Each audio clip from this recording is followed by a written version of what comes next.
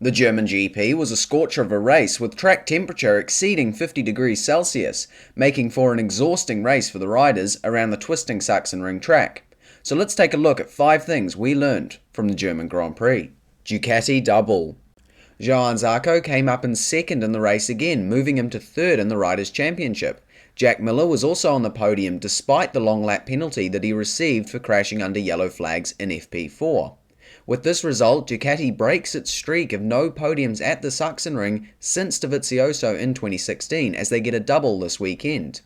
The Bologna Bullets seem to be working better than expected as their qualifying pace matched their race pace, unlike last year. It has to be said that overall it was a good result for Ducati, despite the fact that Pecco Bagnaia has seemingly fallen completely out of title contention. Fernandes found something. Raul had yet another good race this weekend. He achieved his highest ever finishing position in his MotoGP career so far, crossing the line in 12th place. Fernandes has clearly found something on his Tech 3 KTM as he finally starts to collect decent points. With rumours that he may be moving on from Tech 3 and teams like Aprilia RNF scouting for young talent, these are the kind of performances that Raul needs to make himself look good for a ride in 2023. Soaring track temperature. The nature of the Sachsenring track means that the incredible heat that we saw during the race left the riders truly exhausted. But the track temperature also exacerbates the issues of front tyres overheating for bikes following one another, with the commentators mentioning that even Moto 2 riders had to manage this phenomenon. There has been increasing discussion around the number of wings that MotoGP bikes have been sprouting and how these are leading to the difficulties overtaking as the wings put more load on the front tyre and cause dirty air that can limit cooling when following.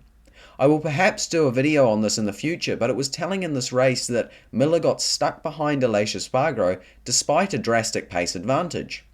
Many riders have been unable to overtake unless the one in front has made a mistake, which is not what we want to see from the premier class of motorbike racing. Ride height device failure. It was unlucky for Maverick Viñales as his ride height device collapsed, leaving him plummeting down the order from his lofty height of 4th place. It isn't the first time we've seen a ride height device collapse in the race, as Binder suffered the same fate in Mandalika.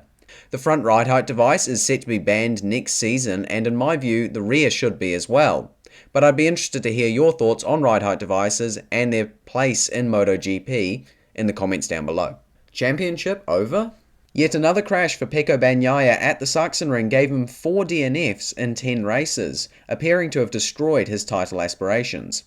Meanwhile, Aleix Espargaro, whilst crossing the line in 4th place, continues to lose ground to Fabio Quartararo, who is clearing out at the front of this championship. It's pretty safe to say that with Assen next week, a track that Fabio really loves, the 2021 World Champion is probably going to walk away with this year's title as well, as his consistency has crushed the competition so far. Rider of the weekend. My rider of the weekend was Jack Miller, as despite dropping places due to a long lap penalty, Jack clawed it back to get onto the podium. It was a great return to form for the Australian after a couple of bad results in the last 2 rounds. Struggle of the weekend. My struggle of the weekend goes to Enea Bastianini.